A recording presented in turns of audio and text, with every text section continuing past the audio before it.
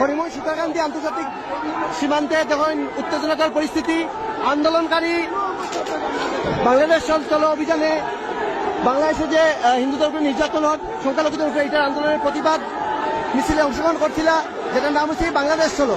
তারা এখানে আইসই না, সীতাকান্তি বর্ডারে আবার পরে এখানে প্রথম ব্যারিকেডে পুলিশে তারা আটকাইছে, 2 নম্বর এখানে হয়েছে বিএসএফ। ওকে, বহুত প্রতিবাদকারী বিএসএফেরও এটা ক্রস করে যাওয়ার চেষ্টা করছে, কিন্তু পারছে না। এখানে দেখতে পাচ্ছা বর্ডার সিকিউরিটি ফোর্সে যারা আছেন তারা এখানে তীব্রভাবে এখানে তারা নিয়ে একটা খাতে দিলেন, টেম্পোরারি বেড়া এখানে তৈরি করা হয়েছে। আর এই সাইডে এখানে দৃশ্য দেখেন, জাতীয় পতাকা লগে নিয়ে এইভাবে আন্দোলনকারী দেখেন ব্যারিকেড গুলা ভাঙিয়ে এইভাবে ভিতরে ঢুকে এখানে দৃশ্য আপনারা দেখতে পারবা। দেখি ব্যারিকেড অবস্থাতে